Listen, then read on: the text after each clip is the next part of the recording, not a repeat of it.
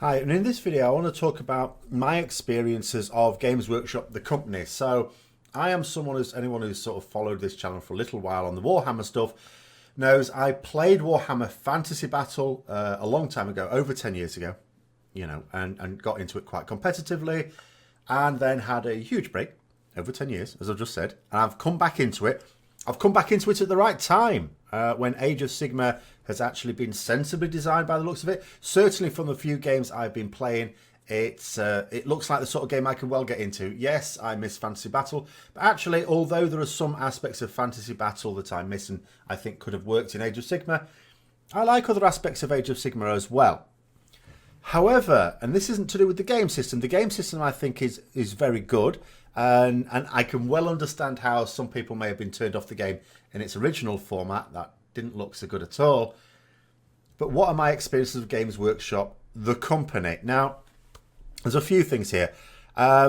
First of all, my main experience of them is from the point of view of buying lots of models. I have bought a lot of models. I've spent a lot of money actually on the hobby getting back into it, because Warhammer, particularly when you play it on the large scale games like this, and of course this is why they want you to play it on smaller scales like Kill Team, things like that. But I want to play it on the large scale, and that means a significant outlay, especially when you've been out of the hobby for over 10 years, and therefore you don't have anything set up.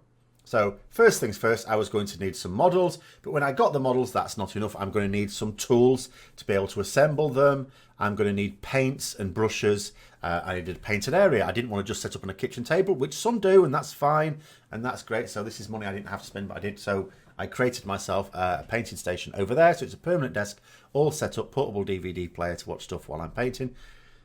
And a lot of paints. The paints are not cheap as well. But it's really the models I want to talk about. Now, there are a number of changes that have been made to the model since I played. One of which is they've gone into all plastic effectively. Now, I'm okay with that now. At the time, there was a certain satisfaction in having the metal models. It just felt a bit weighty. You didn't really like the plastic models back then. I think the fact there are certain things I would have resisted had I stayed in the hobby, that because I've left it for a long time and come back, I'm okay with. However, there are a couple of consequences of that which are not necessarily as great. One of which people may not agree with, because I think this will depend on where you come from. So, as you can see here, the first army I've ended up painting and assembling has been a Nighthaunt army, so that's what I'm playing with at the moment. And I'm onto a Nurgle army next, and then I've got a whole series of armies I want to create. I don't just want to stick to one army. Now, there's quite a lot of models in the Nighthaunt army are, quite frankly, fragile, not easy to transport. In fact, there's one particular model when I was simply clipping it from the sprue, the shockwave up the very slender arm broke the arm. Now, I'm not into doing my models to a very high standard. In fact, what I call tabletop standard is really just rough and ready. If you look at it across the table at the corner of your eye, you'll sort of be convinced someone has applied paint in a sensible manner. Doesn't bear close scrutiny, but that's okay. What I enjoy is planning armies, strategizing, and playing the game, not the painting and assembly. But the fact that they are so fragile and so difficult to transport, I have my old carry cases. I don't have the models out to sell those, but I have the old carry cases, and there's no way I could transport them in that, because the standard carry case is not going to work. So, and what I've seen of other people that have similar armies as well, often they have carry cases or boxes or whatever that's far larger than should be needed for the size of the army that they're transporting. Now, in my particular case, I found a company that does a carry case with the magnetic trays in it, and it all works perfectly. It transports my Nighthaunt army perfectly, but it was very expensive, hugely expensive. And whereas I would feel I should just have been able to use my old carry cases. For some armies I will be able to, but for the other armies there's that to it as well. But so I look at it as, and also for assembly point of view as well, actually, before I move to the next point, assembly, some of these things, because I'm a lazy painter as well, and I want to be able to get into the nooks and crannies without a lot of messing about, I sort of don't fully assemble models. I assemble what I can with it being easy to paint and then put other bits onto it. Some of the very elaborate designs of these things make it impossible to do that. Very, very difficult indeed. I almost made a complete mess of the Black Coach trying to do this. And then Lady Olinda as well. There's a few models where it's just, you just can't do it. You cannot do it. So the fact that they're sort of very, very elaborate and very difficult to transport, when transporting is essential.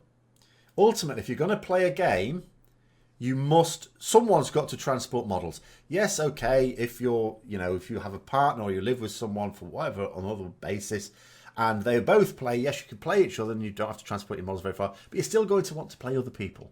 So someone at some point has to transport models.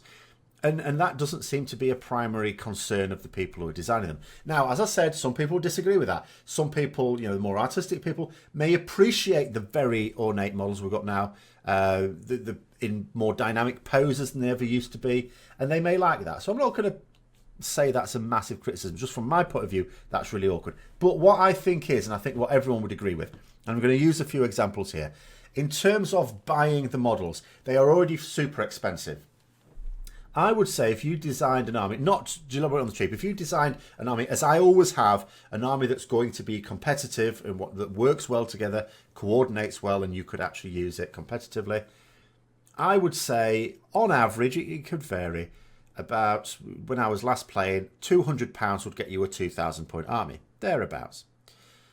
Now, it seems to be about £400. When I'm working out my armies now, it's all roughly working out about £400, sorry. More if it's like the Chaos armies I'm looking at next, where there's some summoning as well, you need extra models. So it's already very expensive. And the other surprising thing when I came back into it, it's not even metal models. The metal models have gone completely, it's all plastic and resin. Shouldn't that make it cheaper? I know obviously inflation has happened, but inflation hasn't gone up by 100% in the last 10 years. I also understand, of course, that it's a luxury hobby. So maybe if they don't sell as many units, then it drives the cost up a little bit. But at the same time, it's hugely expensive. But given that it costs what it costs, forget about that. It costs what it costs.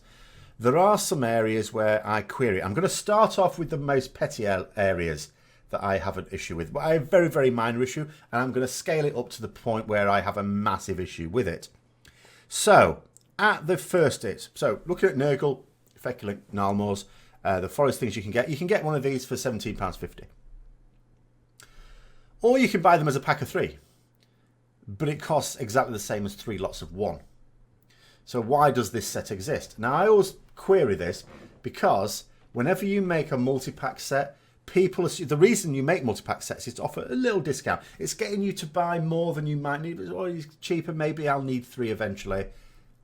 And it's offering a bit of a discount. But no, it's not.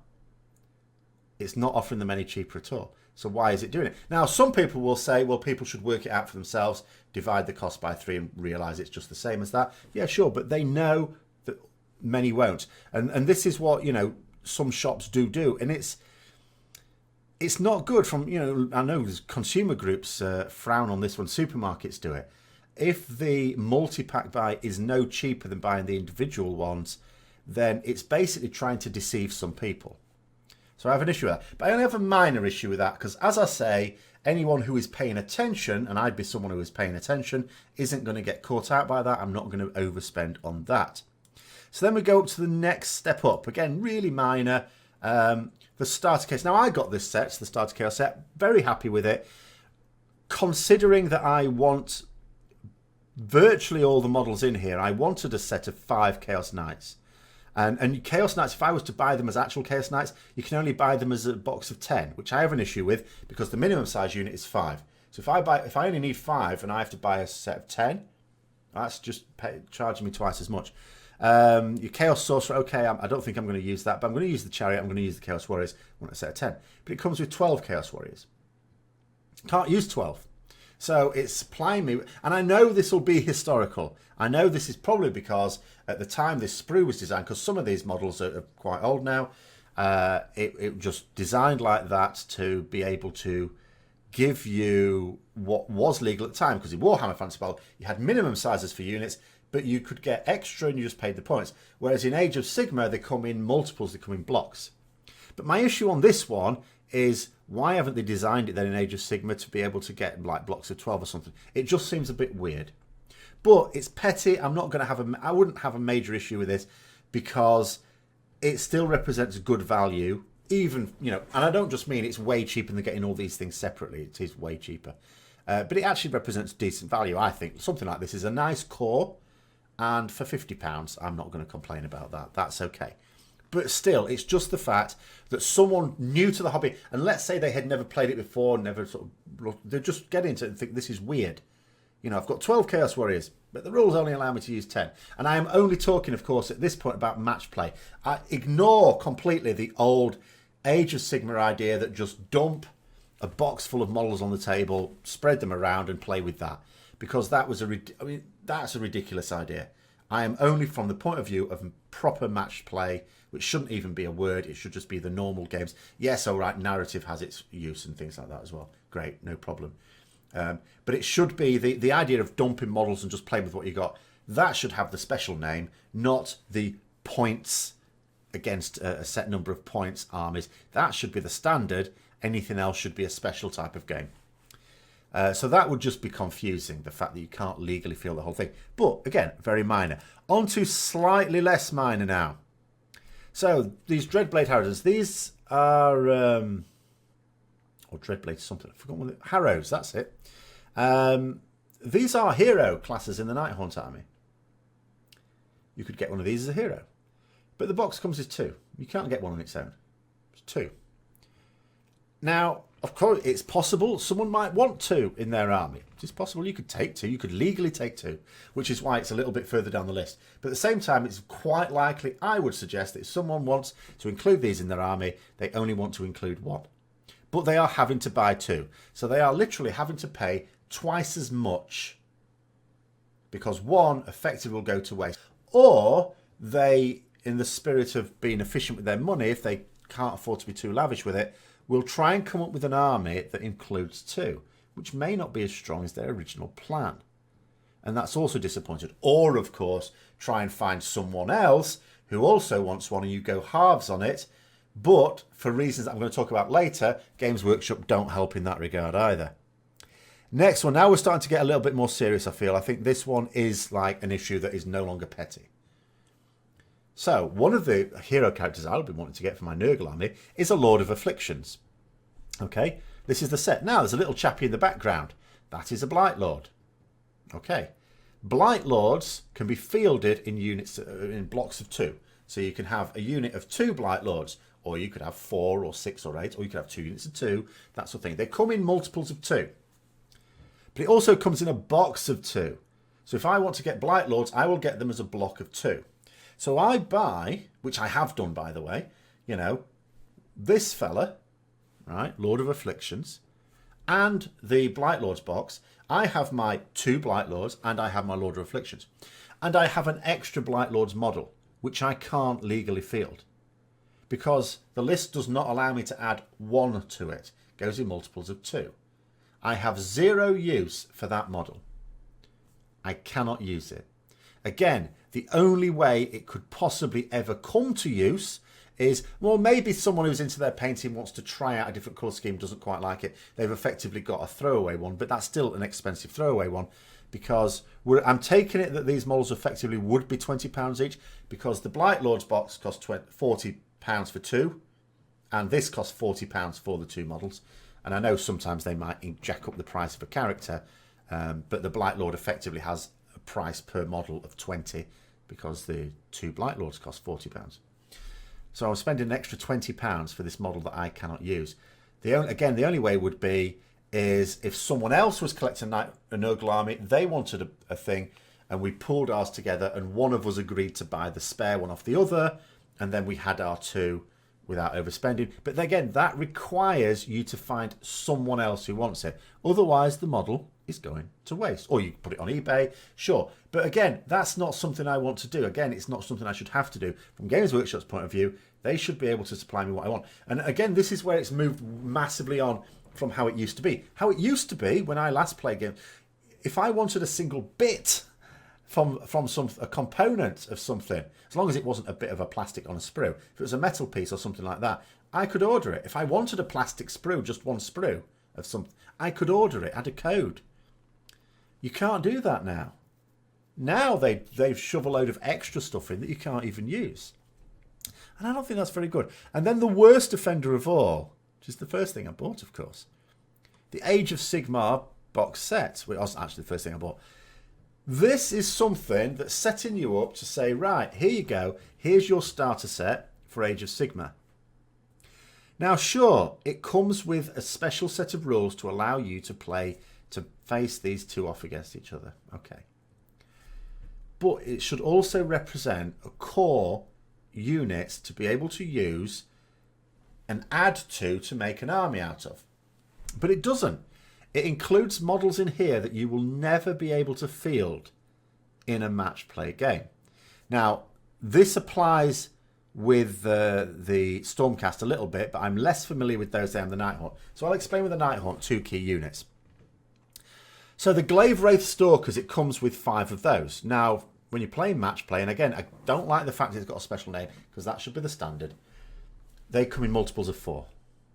So one's going to waste. But at least I could use those 4. I can legally field 4 of those 5. So that's actually a little bit okay. It's annoying that you get the extra 1. But at least I can field it. But where the real kick in the teeth comes is you also get 4 Grimghast Reapers. Now, Grimghast Reapers need to be fielded in units of 10. And they come in a box of 10 as well. So I wanted some Grimghast Reapers. I had to buy a box of 10. So I've got 4 Grimghast Reapers that are totally unused. If at least they came as a 5, you could find someone else who had the box and say, here, have my 5. You can now make a unit of 10, or vice versa. They could give them to me, and I could have made a unit of 10. At least that would go some way to sorting that problem out. Again, it's not a solution that should ever have to happen. You should never have to rely on finding someone else to make use of the stuff. But at least that could happen. But that can't happen here because they give you 4. 4 is totally useless. No chance of using them. And it's an absolute nonsense. It's a nightmare. I look at this now and I think about the fact that I sort of bought this set and I think, did I actually even get my money's worth from it? Because when you consider, I always say with box sets with Warhammer, if you use everything in it, it'll definitely be worthwhile. If you use most of it, it can still be worthwhile. I look at this and I used a couple of characters that you can't get elsewhere, so I still sort of would have needed to get it. But again, in terms of did I get value for money for it, I'm looking at it now and thinking, well, even for the Stormcast, Eternals that I would use, no, I wouldn't. Because there's several of the models in the Stormcast, not as many as for Nighthaunt, that are not really usable, and there's several models in the Nighthaunt one that are not usable as well. I think altogether there's something like at least 8 models that you cannot really realistically use. You just can't use them because they're smaller than, or if they're extra to the minimum units you could use, and you can't even combine it with others to make it, And it's poor. So from that point of view, they're basically nicking money. They're getting you to buy not only more than you need. I mean, that'd be a problem I have, for example, going back to the Chaos Knights coming in a box of 10. So they can sell you more than you need. That's one level of badness. This is selling you something you can't possibly use unless you find someone else and you all combine them together in some weird ratio, and that's just silly. So then we come on to as well, so that's just in terms of price, and I think that's just money grubbing, and that aspect is quite negative. And it's the sort of thing, like for me, I just want to play Age of Sigmar. If I was tempted, and I could easily be tempted by games produced by other companies, and there might well be, and I'm sure there are, and I hear that there are, other games companies now, that especially where, and I understand that Games Workshop went completely off the rails a few years ago. I wasn't playing at the time, so I missed that. But I gather they went completely off the rails and went go. And people are saying that they're improving, which is fine. But the thing is, I think there are some things that, okay, will take time to improve. If you've had some idiots in charge and you've got rid of them, you've got new people in, right, some things take time. Some things should be fixed overnight. So going back to some of these, if the problem with the numbers is just the sprues, then that's one thing, because they're old. But if you've designed brand new sprues and you're putting them in a set and it doesn't allow you to make a legal army, that's not on, because that's recent. That's something you've done right now, and that is not on.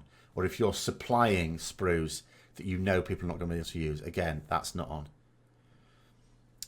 So then it comes to the community side of things. So what do they do for the community? This is a hobby that relies upon networking of players, because it's not an online game. You can find people online. You've got to physically find people to play with. A Games Workshop store is not a bad location for this, but most, not all, but most Games Workshop stores are quite pokey, quite small. And they certainly are not. I mean, when I used to play, I live in a place called Scunthorpe now, which has no Games Workshop store. I used to live in Grimsby, which is not that far away, but it's, you know, if I were to drive to that store, it's a good long, well, it depends on your point of view. It's about 25 miles away, which is more than just nipping down the shops. It's not like hideously mile long, but so I used to go down there on the evenings, Thursday evenings, and you'd have the odd game, but you couldn't play a 2,000 point game. That'd take too long. I don't think there was even a 6x4 table in there. The store was quite small, but it would have taken too long anyway, and you needed to like rotate the games around. So 1,500 points, and that'd be max. Mostly it was 1,000 point games.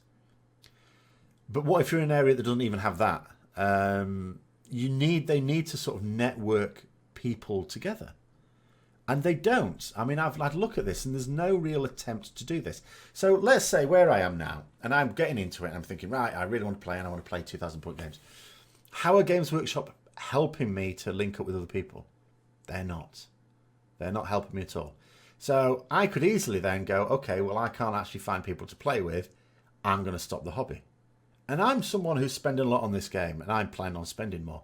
Now, the reason is because I am getting the odd game. I found a local gaming club, but of course, many people there play multiple games. I'm like the only person that's known totally Age of Sigma, totally focused on Age of Sigma. Other people are doing other things as well. I mean, some people are interested in the Age of Sigma, but they're more interested in painting the models, so it takes them a while to build up the armies. There's all sorts of things there.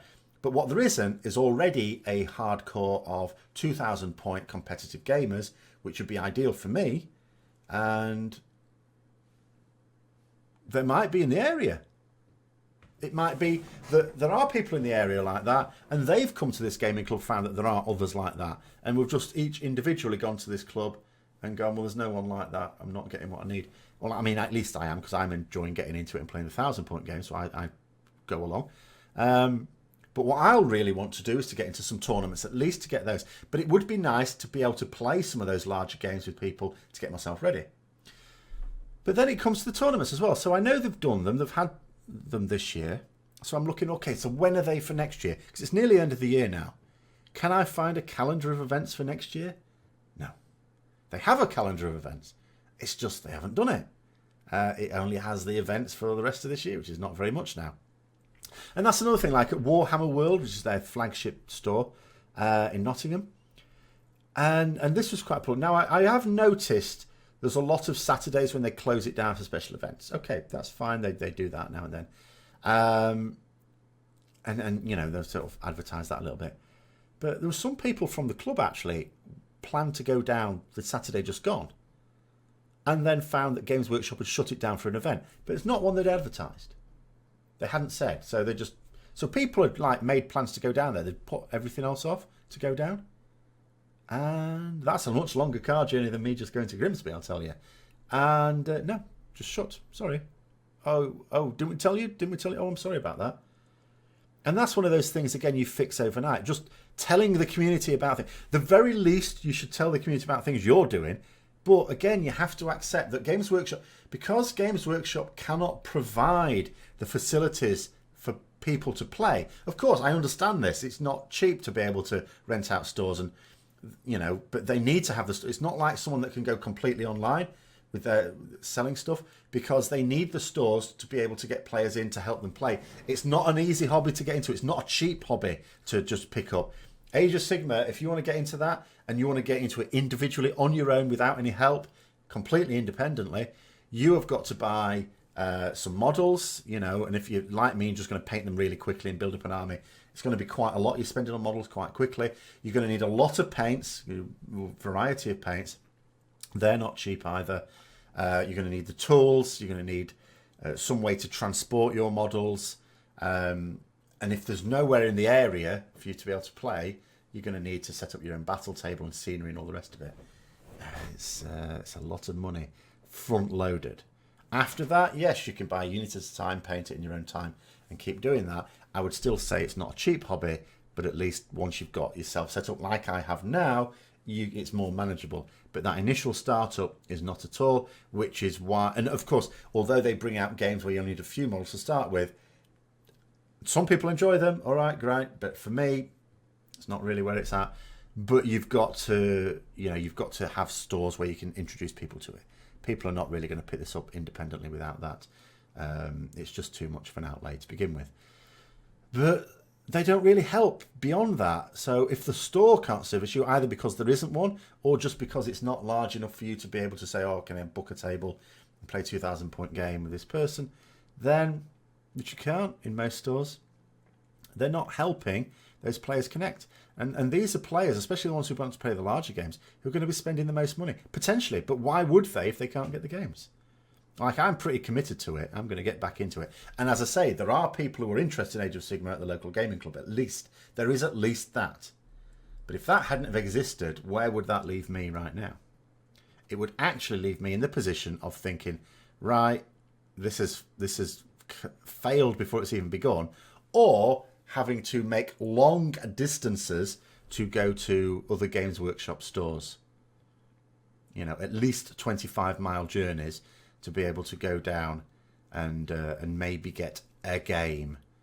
It's not ideal at all. And I've at least got the ability to do that. I've got the funds to be able to get the models, and I've got the transport to be able to do that. Not everyone does. And it just seems to me that although they're making a fantastic game, and my head is not being turned at all by games made by companies that might support their players better, nonetheless, they must surely be losing so many customers, potential customers, because the customer service is just shocking. Absolutely shocking. And I don't mean in a way that they're not helpful. They were very helpful. I had a query about a set and I emailed it in and I got a response very quickly, and it was exactly the response I needed. So from that point of view, it's helpful. What I mean is just in terms of their strategy, their executive decisions, they've got no real strategy for encouraging people to play the game. And it's only by people playing the game that you're going to be selling lots of models. People who paint, the creative side of it, they take bloody ages over painting a model. You're not going to sell them models at the same rate you sell them to me. I'll tell you that much. But anyway, I think I've gone on long enough there. This is a bit of a downer. Tomorrow I'll be coming up with something a bit more positive. I'll be... hopefully... Come back. There we go. I'll be talking about this game, in fact, because this is my second game, which ran a lot closer than my first game against the same player, slightly modified Seraphon army, but the same Nighthawk army for me. So yes, until then, I will see you later. Thanks very much. If you enjoyed the video, don't forget to click like and subscribe for further content. Comments down below. It'd be interesting to get other people's take on Games Workshop, particularly in other countries, actually. That might be interesting. Until next time, I'll see you later.